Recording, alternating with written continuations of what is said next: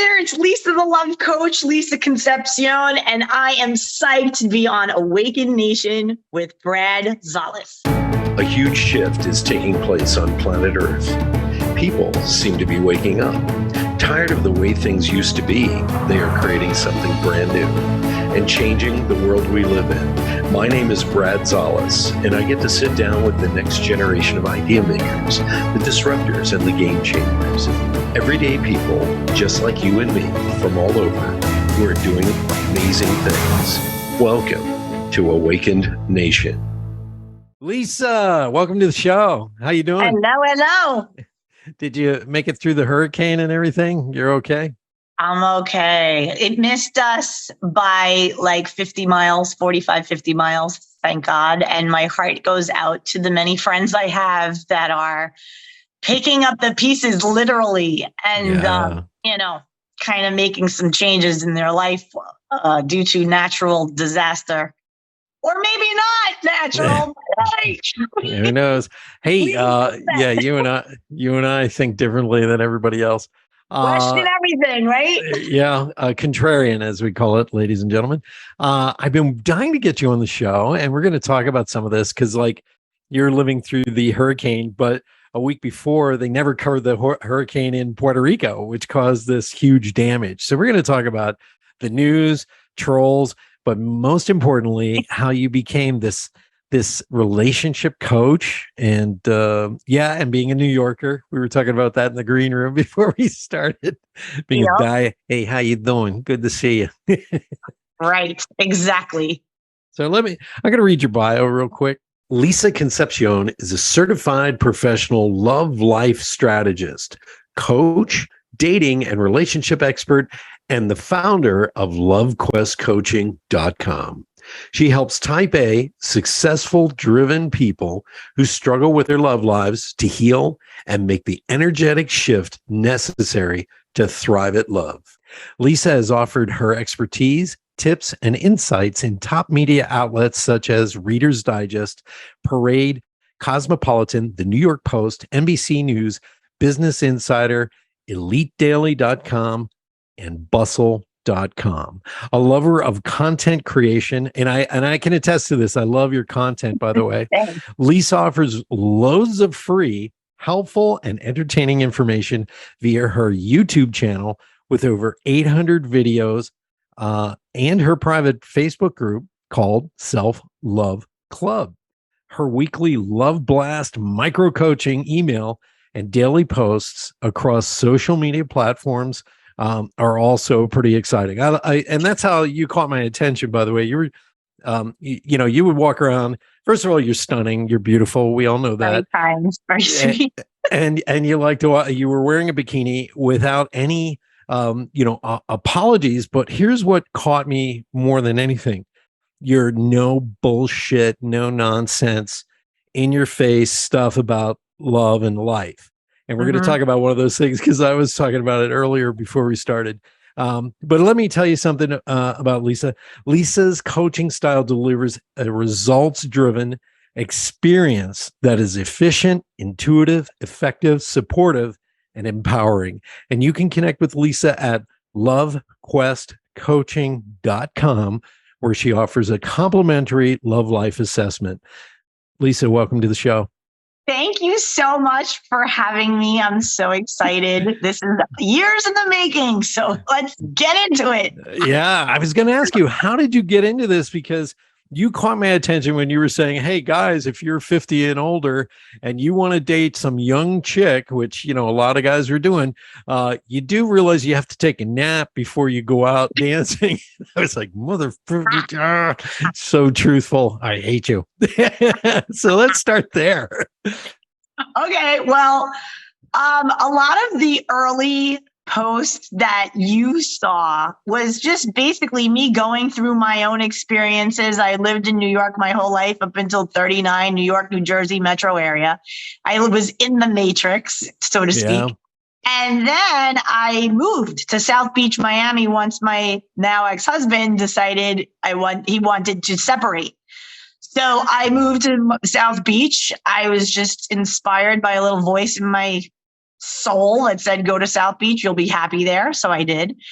And I embarked on this growth journey. And the beginning stages of it was a lot of escapism. So it was a lot of partying on boats and being in a bikini, running around South Beach, going to the beach, working on freelance public relations assignments from colleagues that I had still in New York that would just throw business my way. Hey, do this. So it was very scrappy. I had sold my house. I was just in a reinvention, midlife crisis state. And at the time I was, 39 years old, 40 years old, 42 years old, right? This horrible, caterpillar to butterfly thing was happening. I was going through a lot of pain in my life to grow from it and then transform into something different. So when I did that, I had the fortuitous run-in with Grant Cardone. I became his director of public relations and marketing. Very universal, lining things up serendipitously to meet that man. And everything I learned from him within the year and a half that I worked with him prepped me for the work I do now. So fast forward, I end up getting divorced. I am heartbroken at the lowest low of my life, feeling awful. And all of this is playing out in my posts and my, growth journey very publicly on social media.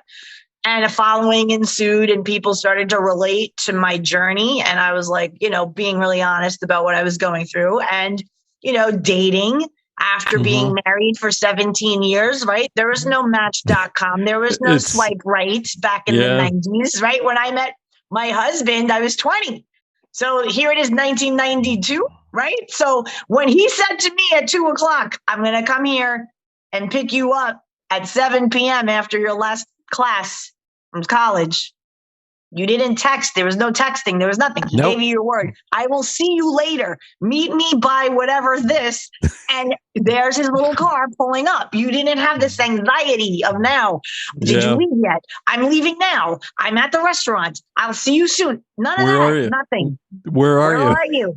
What's your ETA? There was none of this. It was a different time and our minds were done, wired differently. So that being said, we go into my growth journey. And through that, like many coaches, many people who they call it light workers, all this stuff, they often are called to serve in that way after they themselves go through this dark labyrinth of awful in their life. Yeah.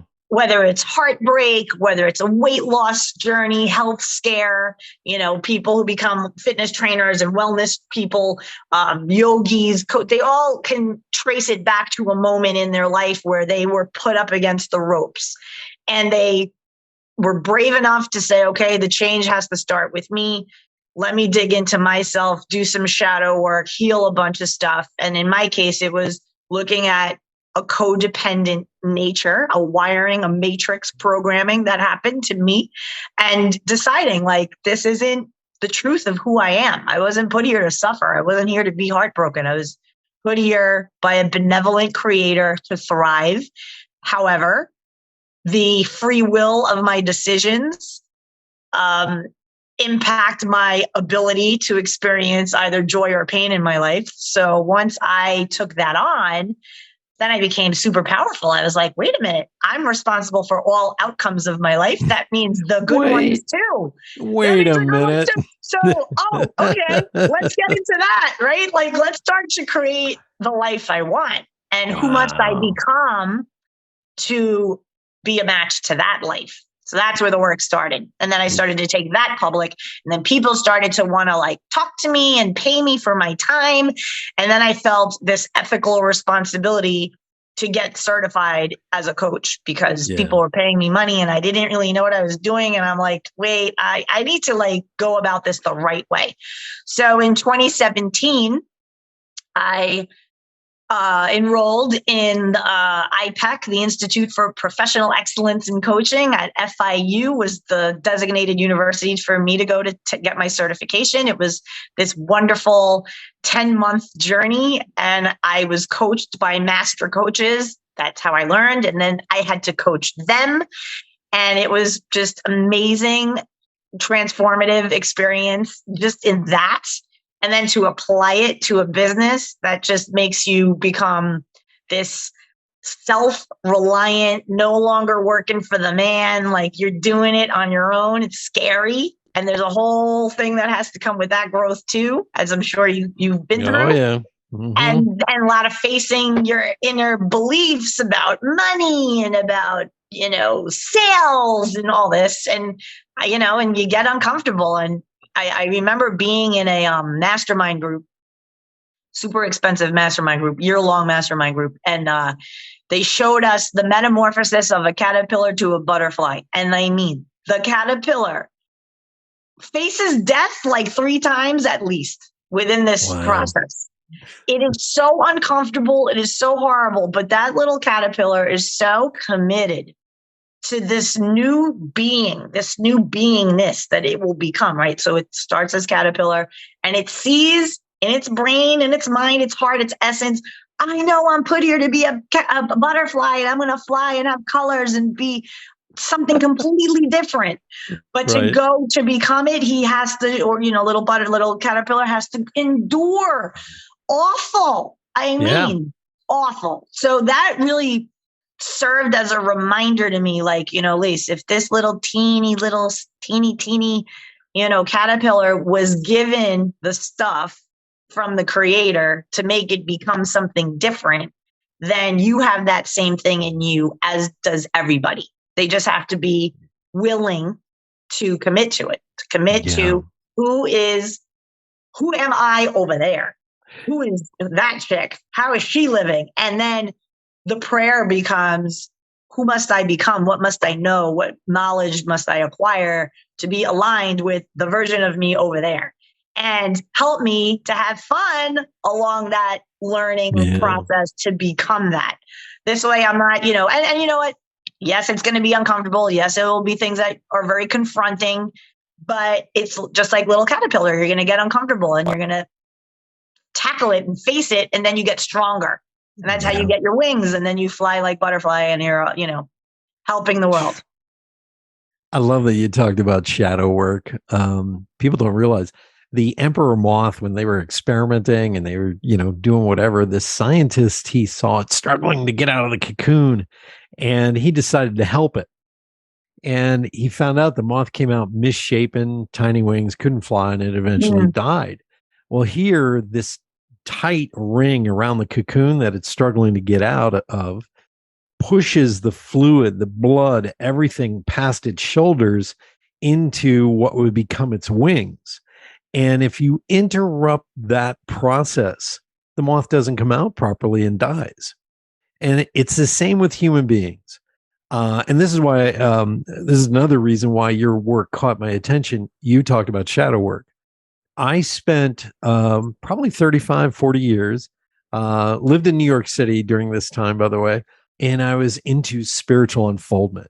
And I was around a lot of people who are just like, they're so zen, man, and I was like, no, I didn't have the best childhood. So I started to face my demons and I started to face who I was. So I completely resonate with what you're talking about. And folks, if you're listening, it's really great to sit there and say, hey, let it go. Well, how do you let it go? How do you work on it? How do you become that chick over there, as you said? Right. And in this day and age, that could be a guy asking, how can I become that chick over there? Right. But it boils that. yeah, but it does boil down to, what are you willing to do to get there? What are you willing to do to beat up the old you to get to the other side? It's like when I stepped into a dojo for the first time, I was 45 years of age, never trained, never was an athlete, didn't do any of that crap, just lifted weights. Hey, how you doing? That kind of stuff. But I was willing to lose 1,000 fights. I was willing to get broken bones. You do. Yeah, I've had 3 broken ribs, 2 in tournament, 1 in training. Are you willing to have the chutzpah? There we are, using definitely a New York term. Do you have the balls, the chutzpah, the whatever? The cojones to really be, destroy the old you to embrace the new you by facing the bullshit you tell yourself about yourself and also the programming that you Yeah. receive. Let's talk about that, because we spend the first 12 years of our life being told what to be, what to do, how to do it. And we're fitting into our culture, we're fitting into the world, and we're trying to be accepted and loved. And then we start to go through life and go, wait a minute, something isn't lining up with what I believe and what I'm thinking. And you, like myself, or myself like you, I went through a divorce and I realized, oh my God, I still had all this dysfunctional crap that I had been living in and didn't know it. Yes. So this is a constant road here of self-development. So let's dig in. Let's talk about this, because you are the expert here, not me. Yeah, well, like I said earlier, like definitely there are monumental things that happen to people that inspire their inward search. So we live this existence, like you said, at the beginning of our lives. Mommy, I want to be a ballerina. And then mommy puts you in dancing school. And then after the first day, you're like, Mommy, I don't like ballet. I want to play softball. And then you go into that, right? So we, in our early years, we're programmed by our parents who received programming through the institutions that they were exposed to. So it becomes like a right way of being, but who put that forth? So when you start to do this work and you start to ask those bigger questions of why do I believe what I believe, that's when, the universe opens up, and then you're like, oh, wow, what's this thing in my feed about the Rockefellers? What is that about? What does that have to do about? What does that have to do with being a woman in 2015? So here I am reading rabbit hole after rabbit hole, one after the next. And not only was I learning and healing myself, I was learning about how I got here, how these the public education founded and funded by Rockefeller, what that connects to as a woman, as the feminist movement. I was born in 1971. There's a reason for that, right? Why wasn't I? I was born when I was, as were you, as was everybody watching this, listening to this, for a particular moment in time, purposely, because you had to go on a journey and arrive to the place you are right now to be able to withstand and benefit from and internalize it and give to the collective. I know this is like high Zen stuff to explain the question, that's the thing, but I'm thinking your audience can pick up what I'm putting down, right? Yep. So like people are probably, listening to this nodding like, oh my God, 100%. Like if I didn't go through my divorce, I wouldn't know what the hell the Great Reset even was, right? Like if I didn't, because it's just about information of the collective. Yeah. And you don't get to have that knowledge. It's occulted. You don't get to have that hidden occulted knowledge until you are brave enough to ask, what is truly hiding inside of me? What is blocking me from my own potential as a human? Why do I believe as I believe? Let me test this theory. And who put this in my head that I'm supposed to go to college and graduate and get a job and why? Who says this? And then, I remember being mid-20s, and I was so hell-bent on being married by age 30 and having house. I had a whole, I called it, the to-do list of life. And it was like, okay, you're going to go and you're going to go to high school, and then you're going to graduate that and go to college. You're going to graduate that. And then you're going to get a job. And then you're going to work in the job, and you're going to work your way up the ladder, and you're going to get married. And you're going to buy a house. And you're going to have babies. And you're going to have babies. And you're going to have first baby is going to be a boy, and you're going to have him when you're 32. And then the next baby will be a girl. You'll have her at 34. Somewhere in that, you're going to end up making $120,000 a year doing some job. It's just going to happen. Here's how this is going to go. Now, wouldn't you know, because the mind is powerful and it does create your experience, I did achieve all of those things except for the children. Why? Because at 32 years old, I sat down with my then husband and I said, all right, so where are you with this whole kid thing? Because here's where I'm at. I am an all or nothing kind of person. If I'm going to be mom, I am full on mom. I am not going to be half-ass mom and half-ass Wait. Did you just say you're all in? You're 100% person? Because I was just going to say, gee, I don't see that in you. Well, I was just thinking at that age, I was like, I'm getting promoted at work. I'm like, this is good. I'm making money. We're going to Mexico. We're doing all these things. We're renovating our house. And I'm like, wow, like this is kind of nice. What happens? You become a slave to money, right? Yeah. And it's a trap. Then you start to say, okay, well, I have this calling in me of the kind of mom that I would want to be. And it was 100% mom. And maybe like side hustle, writing, doing something creative that I thoroughly enjoyed, right? But when I went to husband at this time, he was very ambivalent about this major, major decision, right? Like a man would know, you would think, by the time they're, 30, I want to be a father. I want that experience. I want to raise children. He was Lisa. If you want to have 5, we'll have 5. If you want to have 2, we'll have 2. If you want to have none, that's fine too. I'm like, oh, so you're completely leaving it to me? And he's like, well, it's your body. You're the one who's going to have to go through the transformation of this and, the whole thing of being mother. And I said, but you're not listening to me. Like, are you cool? And are you prepared as a man to like have me be like, I'm not working anymore. I'm going to be with my babies and I'm going to do that life. But I, at that time, didn't want that. None of that appealed to me. Because I was in the matrix of consumer stuff, buy, programmed, super programmed by the behind the curtain evils that run this world. Yeah, the Wizard of Oz. Yeah, exactly. Who, as you know, is nothing but some fat, useless dude behind a curtain. Ridiculous. Right. So I said to myself, listen, I'm going to continue working this kid thing. I thought I was like a rebel, right? I thought I was a rebel. Meanwhile, what was I? Just another tax-paying woman who got scammed by the system, right? Rockefeller. He funded the feminist movement. Yeah. And you remember why he funded the feminist movement? Eugenics. Aaron Russo said it best. He says the feminist movement wasn't about giving women power.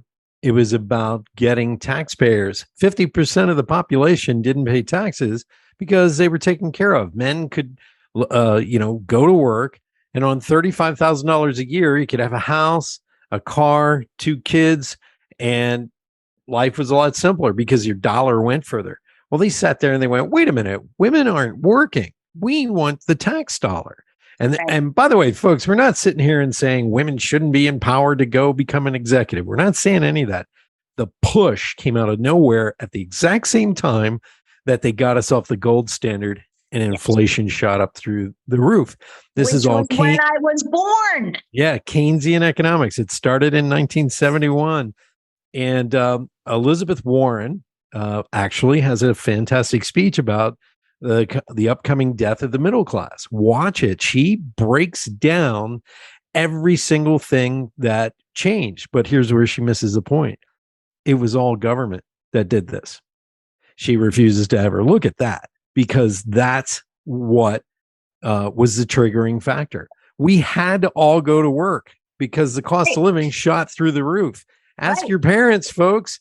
If you have anybody, grandparents. Of that. I mean, think about it. Anybody born in the 70s will know that divorce shot up. My parents got divorced. I was 3 years old. What happened? My mom was forced to go to work, right?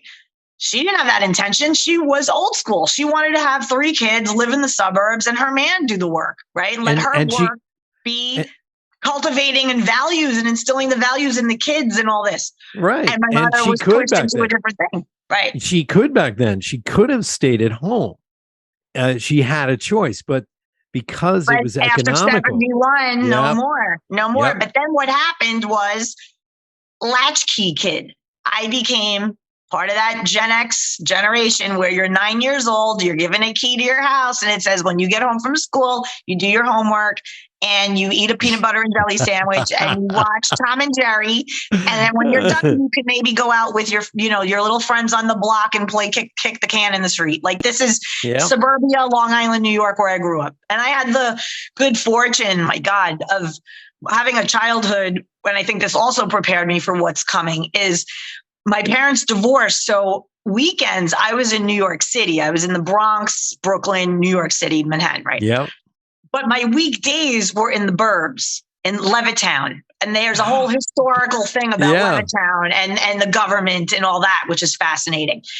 And I researched it, rabbit hole, amazing. But anyway, I was the benefactor of seeing multicultural. Like, I was Puerto Rican kid going to suburbia school. There was maybe 5 other Hispanic kids in my entire school, right? So I had to deal with, why is your skin so brown? Like, why do you look like you look? Are you an Indian? Like, you look like Pocahontas. Like, what's your deal? Like, I was, from another planet. Yeah. But it toughened me. It gave me coping skills. Imagine if I was in school in, the 70s and 80s and teachers were like, you can't say this, you can't say that. And what's your pronoun and all that? It's like head spinning. It's ridiculous. Yeah. Well, I've noticed this. I went through a lot of trouble as a kid, with my mom being bipolar and my father, he was the classic Hungarian, dad, I don't care about your feelings. He wasn't getting into that touchy-feely stuff. My mom actually wound up in what they used to call a nervous breakdown. Yeah. And she was drugged up and I went to see her. And when we came home, I was in tears. Here's my mom on these drugs. And how did my dad handle it? He goes, "Hey, buddy, what do you want for dinner?"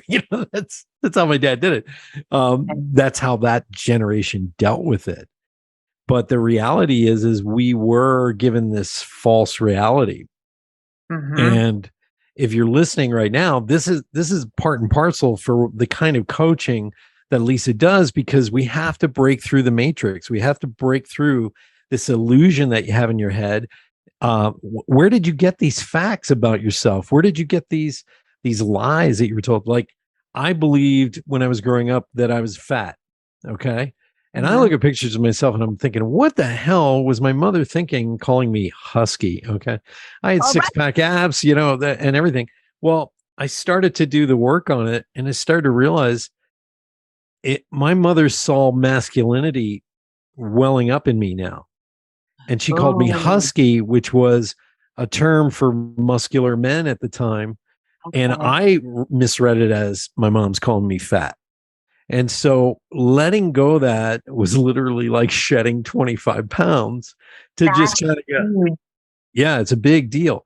So where did we get this idea that as a woman, you got to have it all? You got to, Ellen Reddy is singing that song, I am woman, hear me roar. Yeah. All this is being put forth. What was being placed in your mind at that time during your formative years, folks? And how did you adjust in order to live it? Okay. So it's sort of like, I'm like you, I'm contrarian. So I started questioning stuff right when I got to New York City. I was 21 when I got to New York City in 1984. And you were talking about suburbia, living in the urban, out on Long Island, things like this. E.T. was the first movie to really show the latchkey kids. And this is where we got microwavable food. This is where we got, I love that you brought that up. I love that you brought up the E.T. So this is interesting. They were conditioning us through entertainment our whole life. Yeah. And predictive programming, it's called. Predictive programming. And so I was 11 when E.T. came out. It was, I think I was 11. It was 1982, I believe. Distinctly remember this because I can really relate to Elliot. I felt like a kindred thing. And instead of an E.T., it was for me dogs. Like I felt the way that connection with animals, with dogs since little. Anyway, after reflecting on it later in life, with knowing and being awakened to the predictive programming through entertainment, it was like, wow. Basically, they made the latchkey kid happen so that they can isolate the children from the parents and turn the power over to the state. So now you're in school, you're being indoctrinated, right? You're being programmed. And you see how this connection and bond happens with Elliot and E.T. Right. And then what happens? It's almost like this being had to come from another planet who was also a boy separated from his family. Notice the little E.T. freaking out, but he and Elliot become friends. They keep their friendship secret. So it's very aligned with how we have to live now. If we're kids, you have that secret friend. You have to, and then don't misbehave and don't let it be known that you're finding your true self through this friendship, through this lesson of compassion and having friendship, true friendship, because the grown-ups, the government, they're going to put a plastic bubble over your house and they're going to take it away from you. That's exactly what that was programming people to see. Yeah. And eat Reese's Pieces. Eat Reese's Pieces. Sugar. That was like one of the most obvious and profound product placement movies in history. It was the first time that they, in a big way in Hollywood, did product placement with Reese's Pieces, where you saw the little E.T. character on the Reese's Pieces and why? Oh, mommy, I saw the E.T. movie. I want to meet an E.T. of my own, so I have to eat Reese's Pieces. Programming, consumer. Amazing. But this is the thing. Waking up from all of that is, I don't know what it was like for you, but for me, it was like drinking water out of a fire hose. Yeah. I got to tell you how I woke up. First, I was always into esoteric knowledge. So I joined a group that I was meditating and, awakening, and my consciousness was going like this. Second, I went to therapy, Gestalt therapy, because I wanted to deal with my childhood. I didn't want to be an angry a man, Uh-huh. And then the third thing is I wound up marrying my wife. She's now my ex-wife, but she was from Haiti, Black woman who spoke 4 languages. And one day we got into an argument and she just goes, "You're too American in the way you think." And she had said, Americans are considered the stupidest people in the world. And I got pissed, She goes, "It's because you've been indoctrinated. It's not that you're dumb. It's you've been indoctrinated." And here, and she handed me an American author, believe it or not, Richard Mayberry. He has 12 or 13 books that just delve into economics and geopolitical influences. And one of his greatest books that I've read, and I recommend everybody get this, it's The 1,000-Year War in the Mideast and how it affects you today. And he starts to show you how all the borders in the Middle East were carved up and drawn exactly where there is oil. Those people were one nation at one point. They were one group of people. They weren't, separated. So now we have, instead of Persians and Mesopotamia, we have Iraqis and Iranians, and they can't even go to use their own Gulf that they created, the Persian Gulf, to have their oil, brought wherever it needs to go. And this was all done after World War I. They drew these borders, the alliance of, the United States, France, England, all this, they drew all this. And then you find out years later, this is why they create chaos in the Middle East. And what war is really about. A lot of people, they buy into the political nonsense, but war is not what you think it is. And he explains it. And by the way, these are textbooks for homeschooling. Okay. These aren't crazy conspiracy theories. These are high school textbooks where he pretends to be Uncle Eric answering questions to his nephew, Chris, who has these questions about the founding fathers. One of his other great books, and you can read this in a day, is Whatever Happened to Penny Candy. And he explains how when I was a kid, I'm a little older than you, I could take $1 and pick out 100 pieces of candy.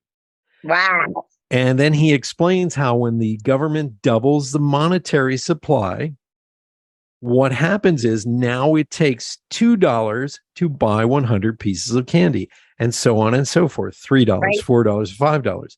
So my parents bought a house in 1979 for, let's see, $56,000. Wow. Okay. That house today is worth $600,000. It's not that the price of the house went up. It's not that the house's value increased. What actually happened is the dollar decreased. And if you don't understand that, that's what Lisa and I were talking about starting in 1971. This is what started to happen. But getting back to this, I started cracking up when you were talking about ET, and you were going in depth to it. I put this in my first book, Liquid Leadership. I talked about how John Hughes films came along and made the outlier, the weirdo, the creepy weird kid, the hero in these stories. And they started to program a new generation, with the Breakfast Club, that it's okay to be filled with angst. And they're talking my language. I can hear it. Rap music came along and started to go from really fun, hip, funny stuff to dark and angry and all these things that now we look at and it's like they've elevated criminality. They've celebrated mediocrity. They've started to push an agenda. And folks, Lisa, you and I are old enough to remember when, if you got a little tired from work, you could take some time off and you truly felt relaxed. Like you could take a week and do nothing. Today, you can't do that. Okay. I can. Yeah. I mean, we're freelance. I've been self-employed since 1987. But not even that, like unplug. Yeah, like legit be like, my calendar is blocked and I am going to read books and get tan and chill. Right. And fill my mind with information. Well, they're leading us to something, and getting back to your coaching and love and life and all this, the reality is you have to separate from the matrix if you're going to find your happy place. You have to separate from bullshit. I didn't truly find love in my life when I stopped with that list that said they have to look like this, they have to have a degree, they have to, and I never cared if somebody had the right degree, but there was this list. And instead, I changed that list to, how do they adore me? How do I feel when I'm around them? What are they into that I'm into? And that's when my current love came along, Tao, and she's into the same stuff I'm into. Whoa, think about that. How did that happen? So unplugging from the matrix, you help people to really just get rid of the illusion and the BS they've been telling themselves. Let's talk about that. Let's go into that. So what you're describing is a lot of the work I do in the Dating with Purpose program that I do with people. So it's super fun because it calls on a lot of personal power of thought, manifestation techniques. And I do encourage people to be very specific in their list of who they believe their ideal person is. And I give them a free, safe platform. They can be free in this platform to speak it into existence and to write it in their journal.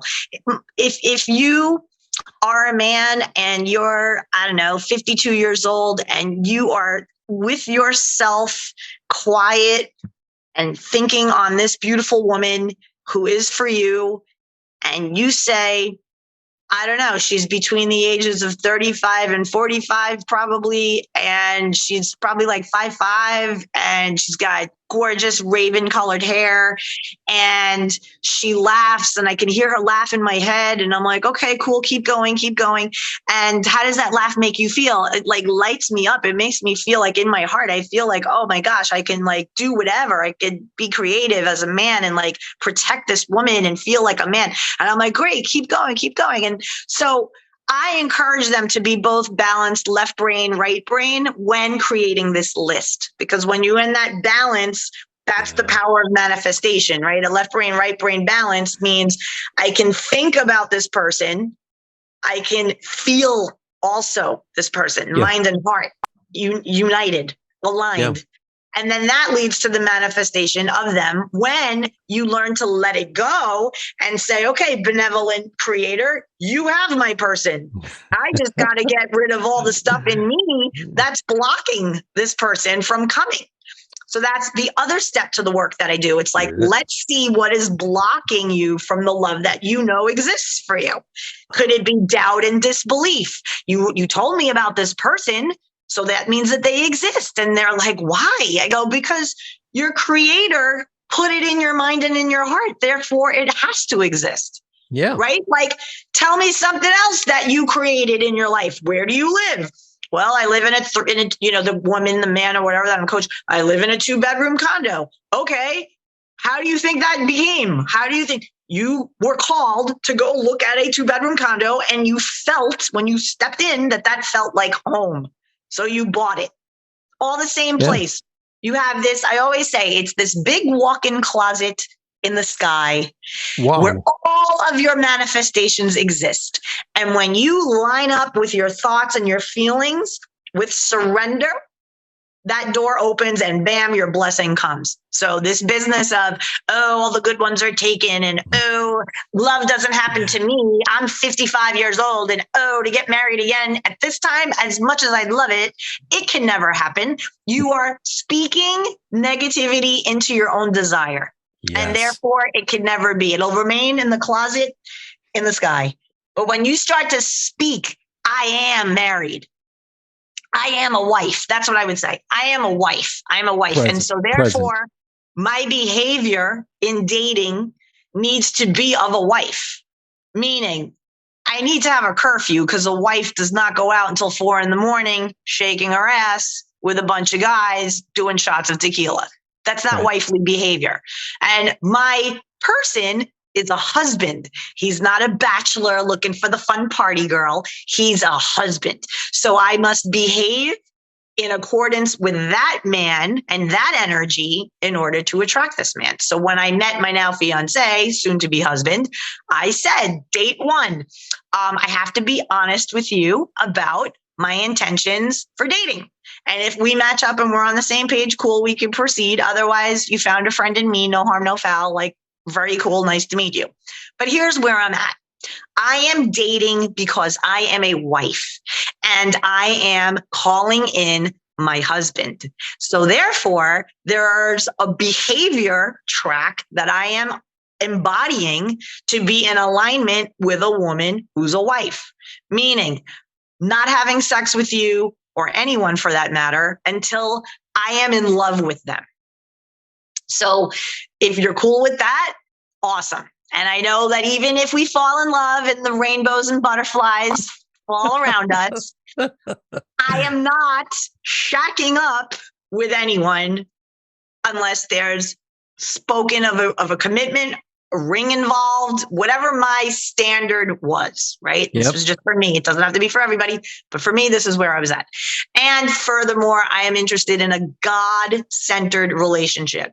Not religious, very different, but a spiritual binding beingness that we do nothing without that in it.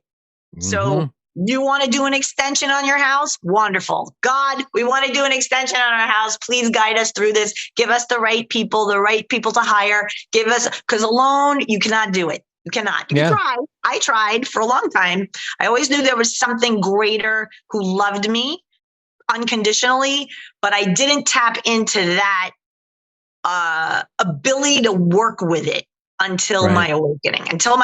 And now the relationship becomes, relationship to Christ consciousness, God consciousness, whatever, that level of mind, commitment to truth. And, when people say, oh, you wear a cross and like, oh, that's religion. I'm like, no. This is telephone, wire, GPS, direct, to the divine. That's what this means to me. And in the shape of it, it's sacrifice, it's courage, it's compassion, kindness, and commitment to truth, period. Like my t-shirt, right? No masters above me, no slaves below me. Like I am one with consciousness, all of it collected. Boom. So once, for me, once I got into that and then was able to bring that mindset into coaching, then it became a much more effective and transformational experience for the people who hire me. It was instead of just like putting a Band-Aid on a breakup, you come away realizing of your mental programming and why I thought I needed a guy like this in the first place, and this and that and the other. And then you shed all that. Yeah. And it doesn't have to take 10 years of therapy. It could be like 90 days. You just realize some stuff and you make new agreements. And I always say to my clients, amazing. Like, now that you have this wisdom, what actions will you take? What new actions can you take? Right now that you have this wisdom that you had a thing in you that attracted alcoholics or people who are addicted to whatever, now that you see what it is in you, what new agreements will you make? Right. And that's where we start to say, okay, now that you know that this magical person exists for you, how do you determine quickly who they are not? What questions do you ask on a date, and how do you ask them in a way that lets the floodgates open and people open up to you and you know what to listen for?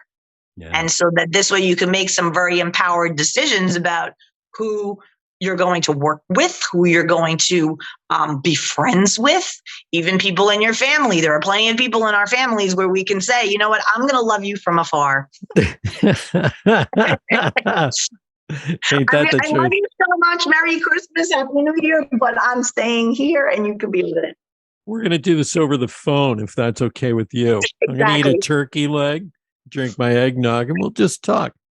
Exactly. And the thing is, it's so powerful to give people, it's such a gift to give people the permission, the empowered permission to live their life unapologetically on their terms as their creator intended. And I think we're moving, and I feel we are moving into more of that, because all of these systems, all of these institutions, and even you and I speaking, through our own experiences individually, there are still things that are going to come out that are going to be like, whoa, even for us, Yeah.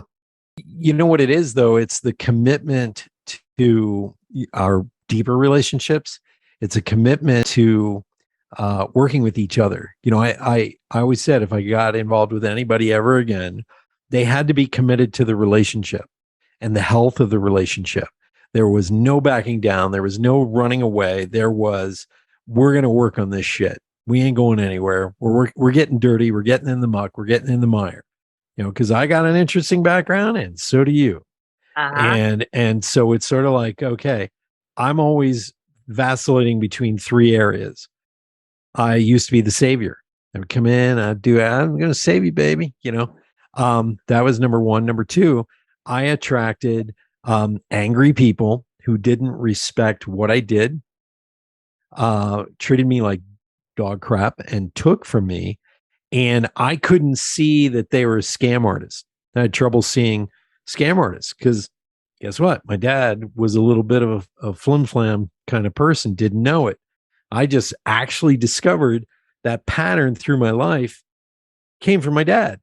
It's like, And then my mother being bipolar, I always had way too much compassion when I would attract somebody who was going back and forth all the time. And I'd be like, well, I was trained for this. Bullshit. I need to upgrade. And so those things I've worked on my entire life because it's programming. We're brought into this world. We get this programming. And eventually you say, you know what? I've earned something different.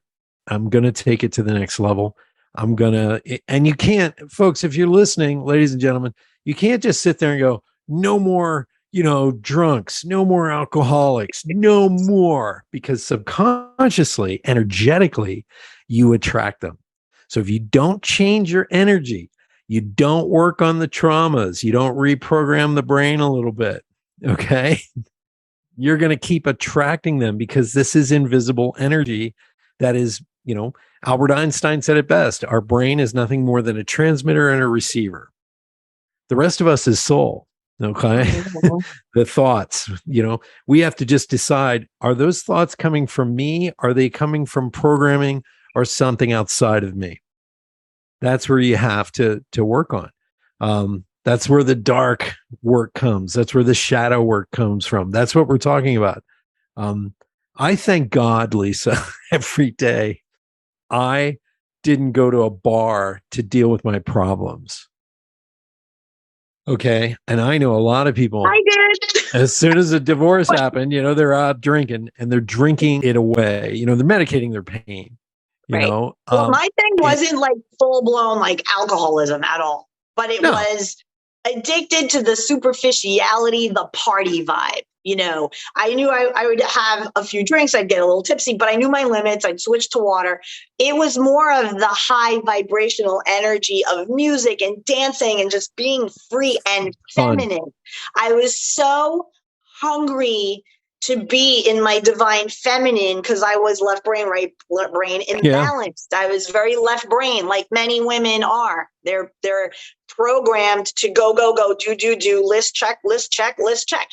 It's unfulfilling. You feel exhausted. You can't receive a masculine man, a capable man, if you are in a competitive energy of fight, of resistance. But when I had to do my shadow work and be like, girl, if you want that alpha king man, capable breadwinner, I got you. You don't have to worry about money ever. You want to create and write books and do podcasts and spread love in the world? Have at it, honey. Like, I got you. And you want that type of man, which it took me 50 years to get to that. Yeah. With no apology, none. And getting rid of that mental dissonance of the programming. Oh, you shouldn't want that. That's going to make you a gold digger. No, it's not. I know what I bring to the table as a feminine woman. I know how to finally yield to the leadership of a capable, strong man. And I know how to give input, give another angle, another consideration in a way that is beneficial, but also graceful in a feminine way. Yeah. And there is such power in that, where I came to learn that when I am operating in my most feminine, that is when I am seen and felt and received by the man, whether it be client or, husband soon, as the most like an asset, like a true asset. Like, I'm from New York, Bronx, Brooklyn. I can throw down, trust me, when push comes to shove, I own guns. I know how to shoot them, the whole deal. I can be quite the little warrior. Do I have that balance in me? Absolutely. When it's go time, I can be focused in a crisis and tap into that energy. But then I also can switch it into this just feminine, mushy, sensual, like light of smile and like my love, right? Love. How are you today? I don't know. And the right man does not exploit that. They find it to be tremendously helpful and a missing component to their ability to operate at their optimal level also. I love what you just said, because I noticed the first thing I notice about you is you're perfectly balanced in masculine and feminine energy. You know how to embrace your feminine and use it and just lay back in it, as they say, they lay back in it. And I love Mark, by the way. He was a perfect match. I got to know him. I've been chatting with him a little bit behind them. I'm sure he tells you. I'm like, dude. Yeah. He said hi. He's like, oh, you're doing a podcast with Brad? Tell him I said hey. Yeah. Like, hey, what's up? And by the way, you attracted a great guy. I can see right away because I read energy right away. But I want to get into this. Guys, if you're listening to this, she can help you with your masculine side too, because I had to work on this. My mother got to a point in life where she kind of hated men. So she wanted me to embrace my feminine side. I'm an artist. I'm into all that stuff, drumline, musician. So I did that because I wanted to be a good son. But then I read a book called Iron John, which says that men have a tendency to hand their keys to their masculinity, the golden keys, your balls, to your mom when you're little. And then when you get older, you hand them to your wife or your girlfriend, and you expect her to pick up the mantle of your masculinity. And you can't do that. And so what I began to do is, it took time, but when I got into jujitsu, that's when I really just sat in being a man. Don't give a shit. I'm here to help. I'm here to be supportive. I'm here to be strong. I'm here to embrace that. I'm not here to be whiny. I'm not here to be a beta male. I'm not here to be an alpha either. I'm more of a sigma male, a lone wolf. I don't give a shit about anybody else. It's me and my love. Okay. And once I embrace that, and I'm going to be 60 in about 4 months, that's when I started to notice that women were checking me out, like looking me right in the eye. And I don't flirt, I don't cheat, I don't do any of that. But I mentioned it to my girlfriend, who will be my fiance soon. Tao, I said to her, I said, what the hell's going on? Is there something in the drinking water? And she goes, no, you're the silver fox. That's what you are. And I'm like, oh, okay, I'm the silver fox. But if you want to make change in your life, if you want to embrace, if you want to have that fulfilled partner in your life that matches you almost to perfection from the God source, you want to call it in, okay? Get in touch with Lisa, because Lisa, I love Lisa's work. I love what she does. I love that she's ballsy and brassy. I also love that she's feminine at the same time. And Mark and I had a discussion. You wore that dress one night. I said, Mark, you did not leave the house. I'm just saying, you didn't leave, because I wouldn't be able to leave the house. He's like, dude, we almost didn't. And I was just rolling. I know, he's so funny. He's so cute. He like tells me all these funny stories. He's like, just keep doing your thing. It's cool. He's like, I support it all. It's all great. I was just laughing because his reaction, one guy to another, I wasn't going to bullshit. It's like, dude, how'd you get out of the house with that dress on? But, and it's funny because, like, I say to him, I go, listen, as you know, it's being with me is like, Sybil. You just dated yourself, by the way. I dated myself. Like you get this Lisa, with the Princess Leia, this thing going on with the twirls, because I'm setting my hair to make it wavy and I have my glasses on, and I'm, in my tomboy, then there's that where I put it in a ponytail. Let's go power walking. I played sports as a kid. So he's, early on in the relationship, we were walking and I'm like, hey, do you have a glove, like a mitt? And he's like to play ball?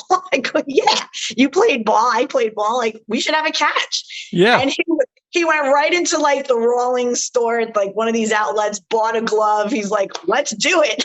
That's awesome. Like, you're going to get that girl, right? At like 1 PM. Let's have a catch. There I am, ponytail softballer, throwing the softball, whatever. And then that night, I'm going to take a shower. I'm going to do my hair. I'm going to be in a dress, heels, thing.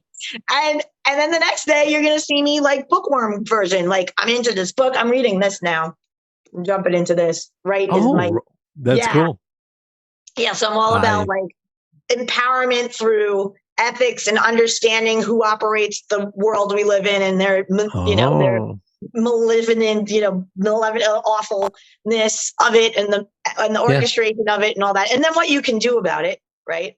So, so it's just like this whole wrapped up thing that, I definitely had to learn that I'm attracting these types of men because I am putting out an energy that says this.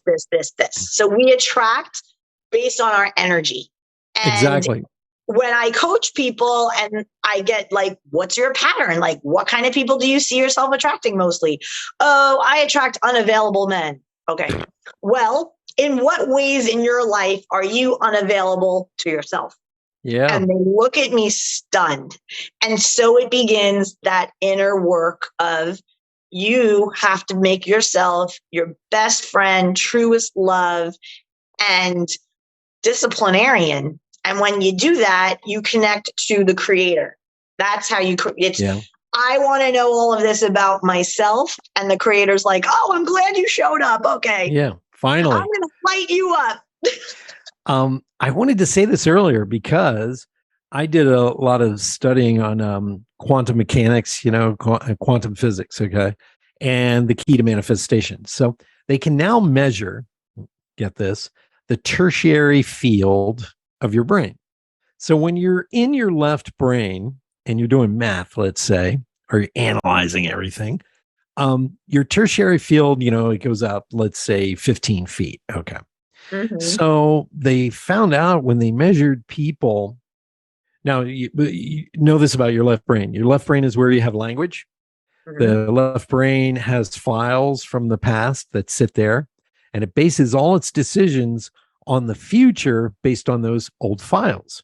That's why we keep repeating patterns. Now, here's the rub. This is the best part. And Jill Bolt Taylor actually did a TED talk. When she had a brain aneurysm, she lost the left side of her brain. And she explains this better than anybody else.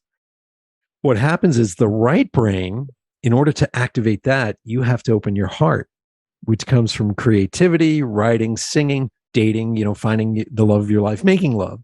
And they measured the tertiary field from that. It's 1,000 times bigger. Wow. And so what happens is, this is the oddest part about all this. Your right brain can feel and understand God.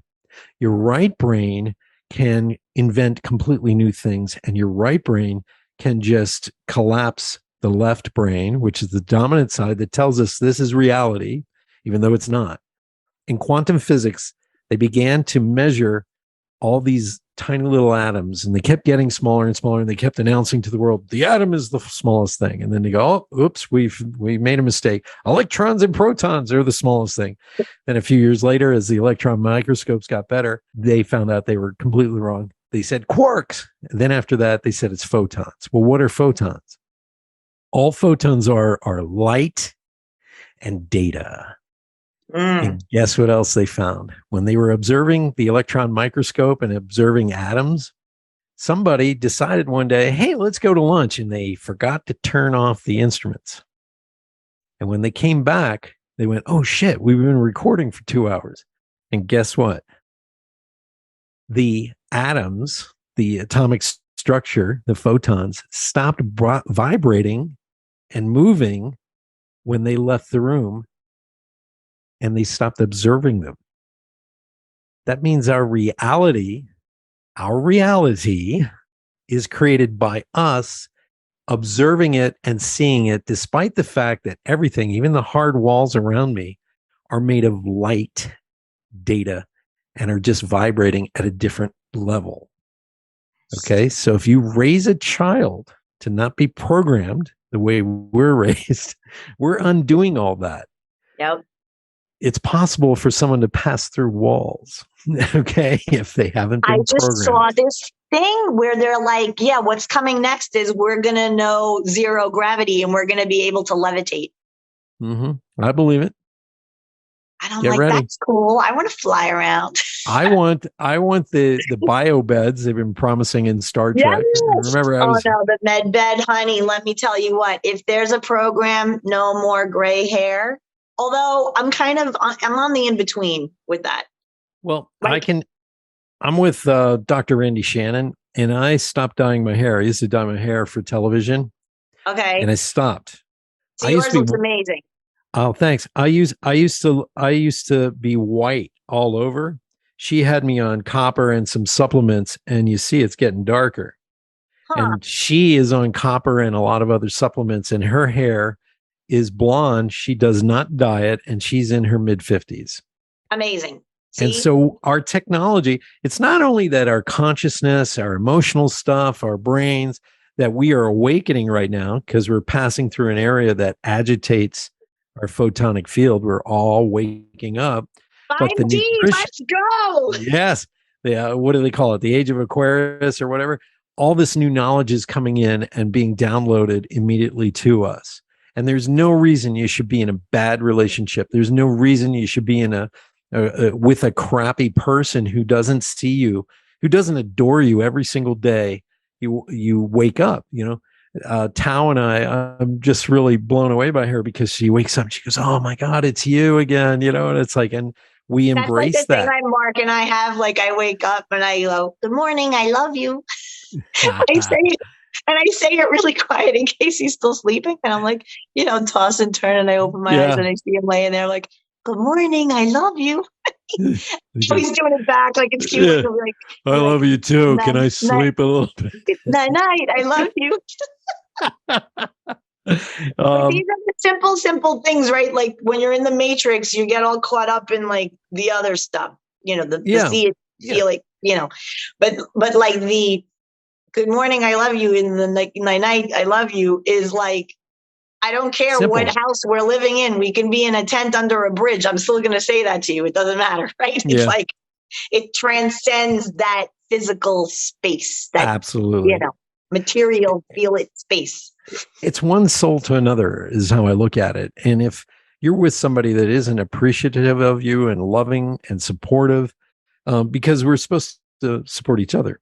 There's an old, I believe it's a Muslim parable, and it basically says, what's the difference between heaven and hell? And it tells this long story where this guy goes to hell for a couple of weeks because he needed to be punished.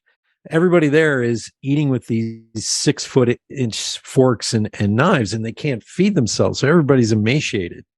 And he's like, oh my God, how does anybody eat it here? And they don't. So he gets to heaven after his stint is over, and he's thinking, oh, finally, I get a decent meal. And he comes down the ramp, and there's the same spread that he had in hell with the 6-foot utensils. He's like, oh my God, I'm going to starve to death. But the difference was, in heaven, everybody took their fork and fed others. They fed each other. They gave. Nice. So it's that difference in consciousness, that little shift. Many of the things that we're talking about today, you might be sitting there going, what the hell are you talking about? It's the esoteric. Okay. It's the things we can't see. A lawyer in a court of law cannot argue about love, because if you can't hold it in your hand and make it tangible, they can't argue it. And yet we all know, and we've been there, we're sitting in a room reading a book, and we feel the energy of the love of our life on the other side of the room. And we look over, and they've been staring at us, not creepily, by the way, for 2 minutes, with just this feeling of love and joy in their heart. And we feel that. Mm-hmm. We feel that. And that's true, and it's real. And I do believe it's one of the divine pieces that we're given. Sure. We're given creativity, love, appreciation, all these things. And that's the fun part about it. Hey, I have a lightning round where I ask you a couple of questions so we get to know you better.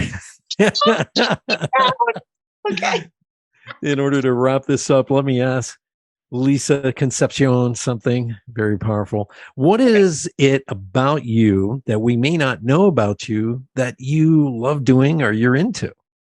I paint my own nails and What? pedicure and manicure. I don't go to a salon. I do them myself. And I'm in between right now. I took them off, right? Because I'm going to pamper myself and do that myself. And people compliment my nails. And I was taught how to do them by my grandmother. So when I do my nails, it's a connection to her. She passed on, but I always feel that generational energetic connection by nice, mani, pedi, DIY. And I have over 200 nail polishes. Wow. A little obsessed. Yeah. It's funny.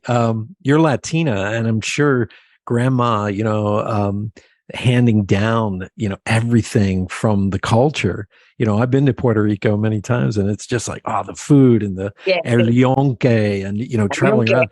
It's very much a part of the culture, and dancing and things like that. So thank you. Yeah, for sure. Very, very. So there's that little lesson on that. Let me ask you another thing. What is your favorite memory? Ooh, my favorite memory, just because it's being popped into my head right now, was the first night that I had my dog that recently passed. The night I picked him up, and it was our first night together, where it was like, this was my person, and you are my dog, and we are here for each other. And that's it. And he was this little 6-month-old Pomeranian mix thing, cute. And he looked at me like I was put here for you. Jumped on the bed. I had to drive all the way from Miami to North Carolina to pick him up. And he was this little ball of fuzzy love nugget. And he just slept with me the whole night. And it's just, especially that, he recently passed. It is a memory that I just always go to when I miss him. So it's like fills me up with his energy again. I reached out to you when your dog had passed because we had lost our dog, and we had a similar story where I hadn't met Tao yet, and Tao was living down in LA. And about 5 years ago, she went to the shelter, and they had this little dog that was a Jack Russell Corgi mix with the coloring of a wolf. Like, he looked like a little wolf, but they had pulled out all his teeth because, little dogs on the street, sometimes they get sick. They have to pull their teeth. So his tongue was always hanging out. So you had to mash up his food. So he was so traumatized, he didn't respond to his name, and he didn't do a lot of things that, dogs usually do. So when Tao and I started dating, she wanted to introduce him, Oliver, to me. So we got on Zoom, and Oliver looked right at me on camera, looked right at me. And I go, "Hey, buddy, how's it going?" Blah, blah, blah. And he just stared at me. And Tao flipped out because she's like, he's never done that. He's never, whoa. She was like blown away. So I would go visit, and they're Vietnamese, her family. So the dog learned to eat like pho, like soup and all the Vietnamese food. So he would dance over that. But Tao would sleep in the mornings, and I would just get up and walk him. And I've had many dogs in my life, and I taught him leash commands, and I got him to respond to his name.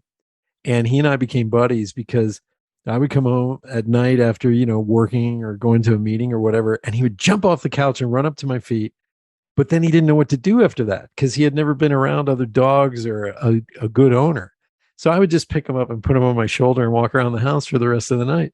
And that was his place, And sometimes he was so cute because sometimes he would want just mommy's love, and he would just sit in her lap. And then other times he'd be like, "Daddy, we must go on an adventure." I give him a British accent. He has a British accent. That's interesting. Absolutely. He's Oliver, the dog on the street, begging. So I would do, this is how I knew Tao was for me. She wanted to learn about Dune, the book and the movie, everything. So she got the audio. So I would take Oliver for a walk, and I go, "Daddy, you must crawl across the desert with no rhythm," stuff like that, because we lived in Vegas. But dogs are so important. And when he passed, I have never been this upset at a dog, dying. And I was in tears, and it was in April 10th. And he passed away at home with us, and he died of cancer. But yeah, that was my little guy. So when your dog passed, I was like, "Hey, I get it." Oh, I know. And I was so just touched by the outpouring because, as I mentioned earlier, I was very public about my journey, and I would film these videos about my life and about what I'm learning and whatever as I'm walking Taz.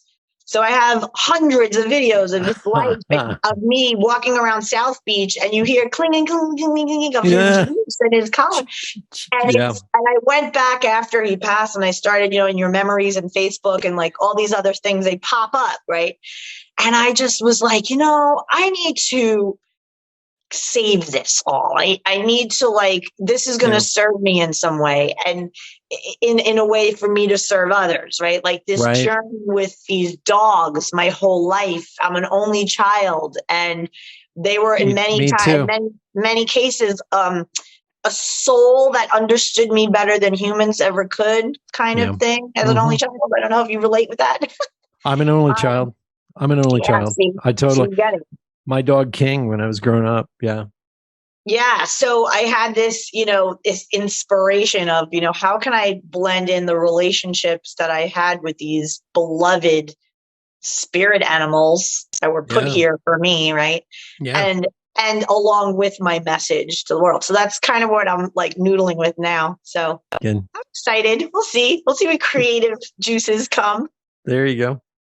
I have one more question, and this ties into you and I. We kind of tag team sometimes, but you're a conservative like me.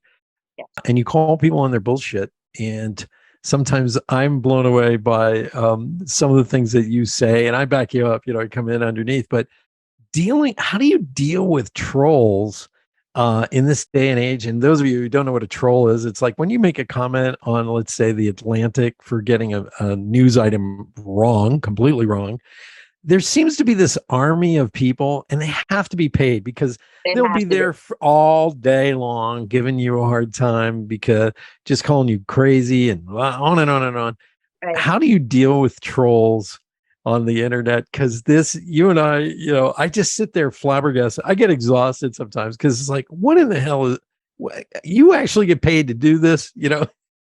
Right. Well, this is where like the public relations and marketing side of me comes into this, because I geek out to all of that. Algorithms. I just love to dissect the Rubik's Cube to see how the colors match up. I like to get to the root of why things are the way they are.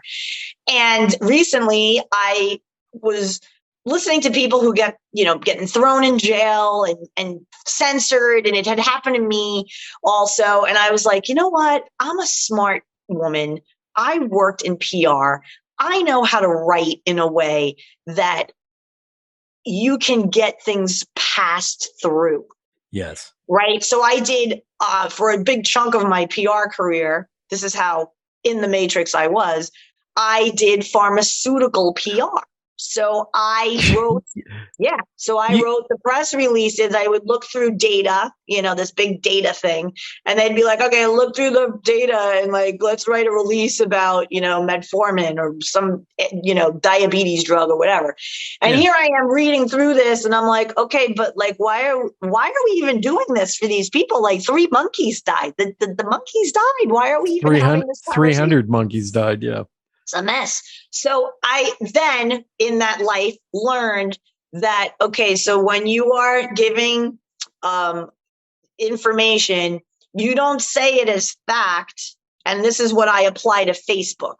So if I'm going to give information, I'm going to present it in a way where it's almost like I'm red pilling the trolls.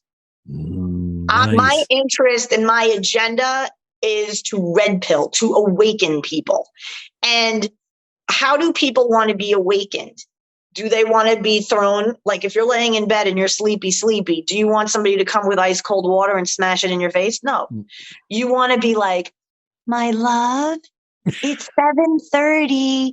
I'm going to start making breakfast. I love you. And then you're like, my love, it's 7:45. I just want to come wake you up. Okay. You pet their back. Right. And then, okay, same. So creepy love. If I was giving tips to people about, how to handle themselves online, it would be the following. Number 1, be clear in your agenda. You're not here to fight. I'm not interested in fighting with people. I want to awaken them.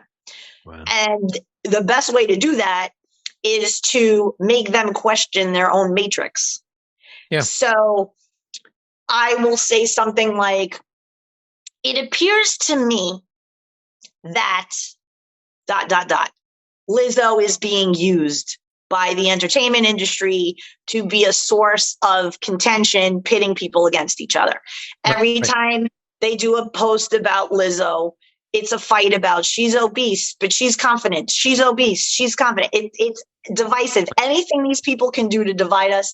I don't care if they're talking about 7-Eleven Slurpees, Lizzo, or, Putin versus Ukraine. Like everything is this versus this versus that. So this is the mechanism in the matrix that they created playing out on social media.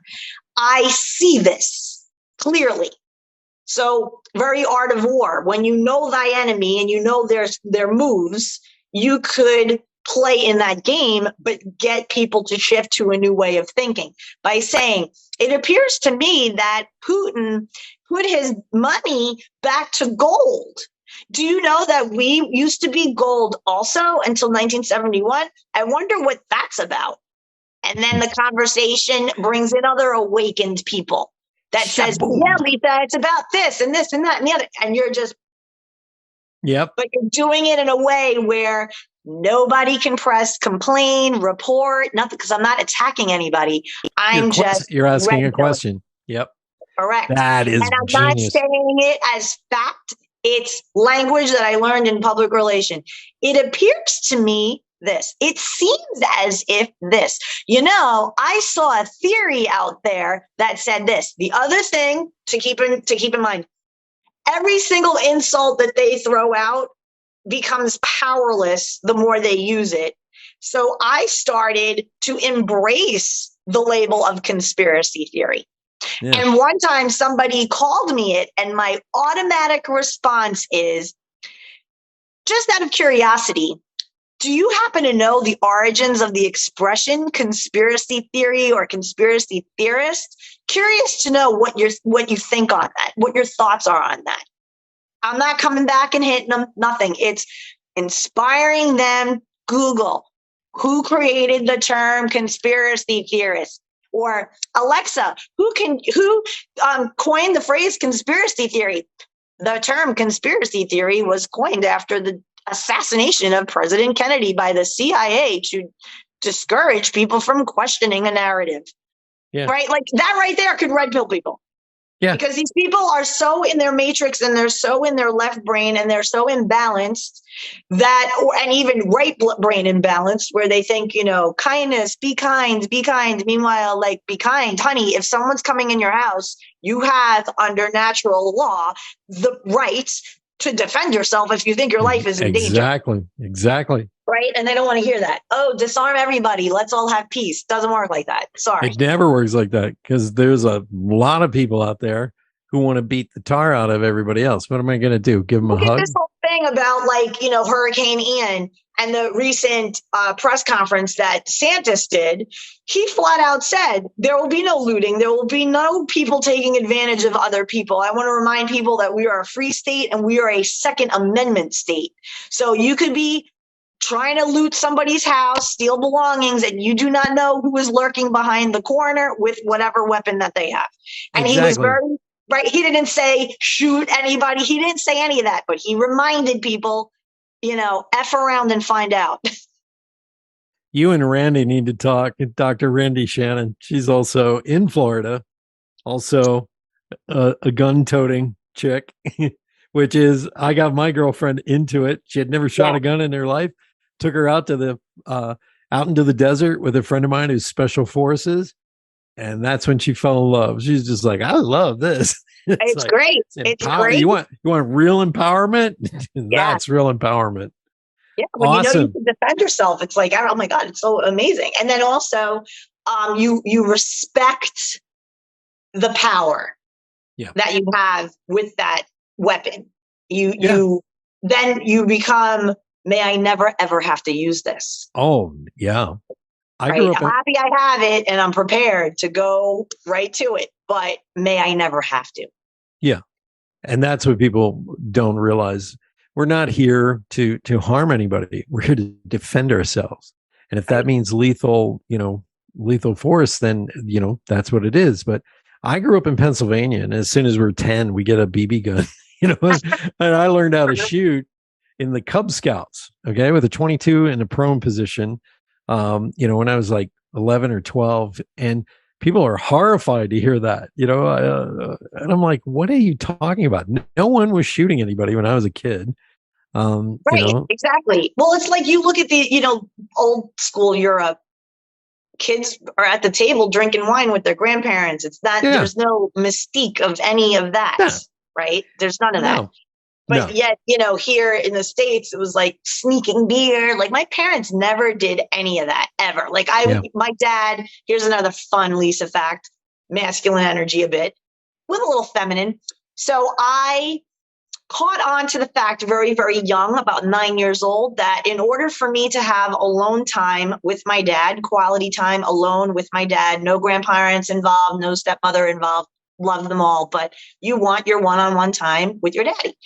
Yeah. I had to become knowledgeable about football.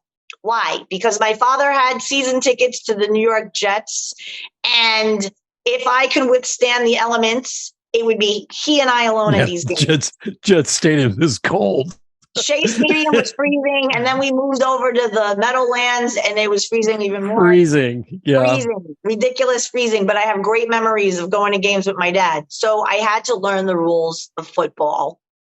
Like, we're talking winning money at bars, naming all members of the New York Stock Exchange. That was like my go-to hustle. Wow. There's the factoid that we needed. You are a Jets and a football aficionado. Holy crap. That's impressive. Yeah. Very impressive. I mean, a lot of fun moments. Yet to see a Super Bowl win in my lifetime. I missed Namath by like that much. 2 years. I saw it. I watched it. That must have been glorious. Him running with that number one, that thing. Yep. And the best with him with the fur coat dating Raquel Welch. Come on. She took him to the Oscars. That was an era of glamour that we will never get back, because when I was a kid, only the beautiful people wound up on TV, only the most whatever, and that didn't mean we weren't, we didn't have self-worth on ourselves. What it meant is those are famous people, and we know they're famous and we like them, but they're at a distance. They don't affect our lives. And then later, I used to think the same. And then I started working in New York City, and I'm at Dwayne Reed. And there's Uma Thurman in front of me online with like a box of tampons and shaving cream. And I'm like, these people are just like me. Like, what are we doing? Susan Sarandon loved to walk her kids with the baby carriage and everything, braless. Okay. What? If you're a New Yorker, please don't be offended by what I just said. That was Susan Sarandon's jam. Okay. Sweatshirt, hair pulled back, sunglasses, and nothing. Okay. You're like, hi, Miss Sarandon, Mrs. Sarandon. We were just, I live near her. Meryl Streep. There's been like such an awakening too with the whole celebrity thing. Like, they are falling off their perch of might by the minute. Well, you'd have to be a hell of a hypocrite to star in how many movies where you're shooting guns and then run around and tell us we can't have guns. Right. There's, wake up from the Matrix, folks. That's all I can say. I can't command you. You just have to start listening to news you don't like and people like us who are trying to tell you stuff, instead of sitting there and going, why the hell do these people think like this? How could they possibly believe that? Why don't you do a little research into why we believe what we believe? Because I tell all my liberal friends, we have the exact same values. I love my fellow man too. I don't care if you're gay or straight. I don't care. No. I said, but when you start to force crap onto me and you don't question why suddenly out of nowhere, everybody wants to be the opposite sex or whatever. If you don't question what atrazine does, and the guy who created it, who started to say, hey, we need to stop using the chemical I discovered because it causes gender swapping. When you don't question, why your money, it doesn't go any further, why they keep talking about the Great Reset.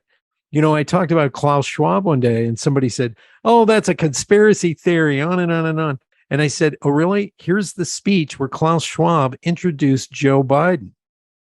And they're like, they don't talk after that. Yeah. And so start questioning life. I mean, this is about relationships, this show, but reach out to Lisa, please.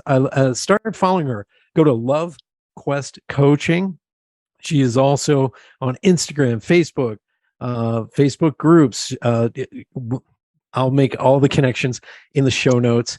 But all I can say is thank you, Lisa, so much for being on the show. Finally, we get to meet. If you're ever in Denver or Las Vegas, and we're ever over in on the East Coast, we'll look you guys up. For sure. We're going to have a lot of fun, a lot of laughs, you, me, and Mark, and Tao.